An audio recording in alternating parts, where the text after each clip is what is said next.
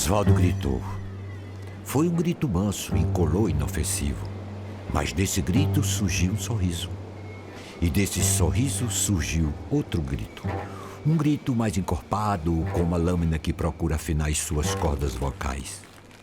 E do sorriso se fez o riso, que se seguiu a outro grito, que dessa vez atravessou morros, mergulhou em águas turbulentas, tensionou a indiferença do céu azul. Nesse grito, uma corda esticada por onde se equilibra a sua razão. Ao redor, o abismo das suas dúvidas, o gozo por alcançar uma convicção. E o último grito que sufoca a sua serenidade, convida-o para caminhos mais íngremes, em busca de um sentido que lhe escapa das mãos. Poderia ser o início de um belo romance, mas era somente o fim de uma longa jornada. O seu caminho não estava sendo um passeio no parque, mas um desvio que apalpava a sua própria insegurança. Como não sabia o que fazer, e como já era tarde demais para fazer algo, gritava. Fazia uma poesia uníssona, um monólogo que defiava abraçado aos seus princípios. Ainda era possível encontrar beleza em meio à barbárie.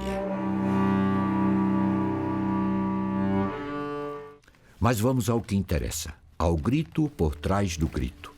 Aquele grito que até a semana passada era inexistente. Aquele grito que falhou pelo medo que lhe despertou um grito maior.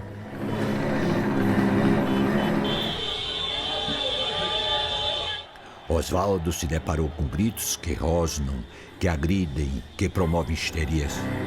Ele nunca foi uma pessoa de levantar a voz. Gosta de escutar outros timbres, de entrelaçar tonalidades que dialoguem com as suas. Mal sabia que isso se tornaria um caminho para furiosas dissonâncias. Os gritos de hoje não celebram a diferença, a dúvida, a reflexão, porque salivam certezas. Oswaldo sempre foi uma pessoa que buscou entender os gritos. É um estudioso deles. Há pelo menos 30 anos dá aulas que analisam os gritos de exceção. Tenta mostrar aos alunos que não muito tempo atrás existiram muitos gritos sufocados, torturados, violados, submetidos aos gritos autoritários que não davam liberdade para contestações. A cada aula, batalha para que esses tipos de grito não voltem a ocorrer. Talvez por isso procurem silenciá-lo. As suas aulas mostram que os vencedores não são quem grita mais alto, mas quem grita por último. Isso pode até ser um lugar comum, mas no final das contas, Oswaldo sempre acredita que deve prevalecer o grito despido de ódio, de vingança. Ele parte da ideia que é preciso conter os nódulos na garganta. Mas como voltamos a um tempo em que o grito desbotado ganha um verniz high-tech, o seu grito idealista se intimida com a truculência daqueles que fazem dos seus gritos guturais alguma aula de moral e cívica.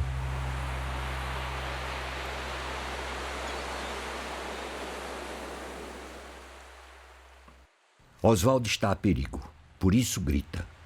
Mas o seu grito é distante e imperceptível para aqueles que buscam a sua cabeça. Viajou mais de 1000 quilômetros para poder encontrar a paz necessária para que esse grito saísse limpo, puro, naif. Queria que seu grito fosse de prazer, de liberdade, sem ressentimento ou medo de ser mal interpretado. No momento em que todos precisam gritar para existir, precisava se isolar para identificar o próprio grito. Por isso foi até a praia de Naufragados, o sul da ilha que tanto amava.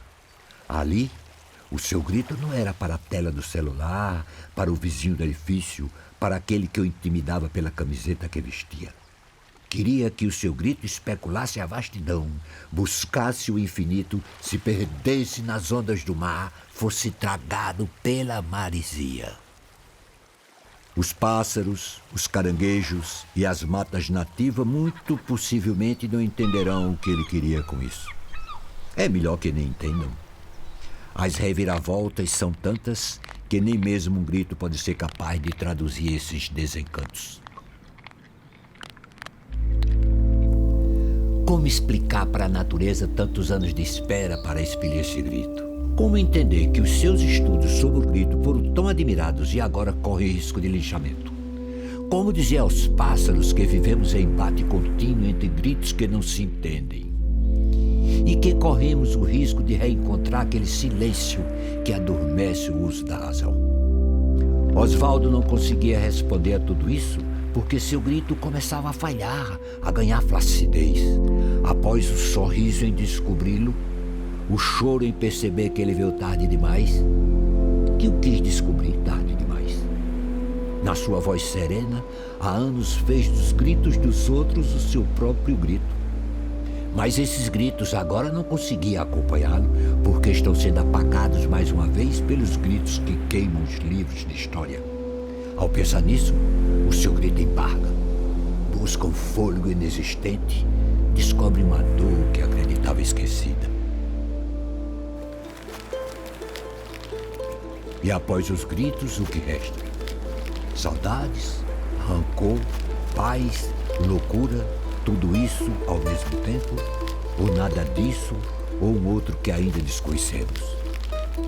Após o grito, ele ainda transpira, o seu coração ainda bate, as suas mãos agora se distensionam.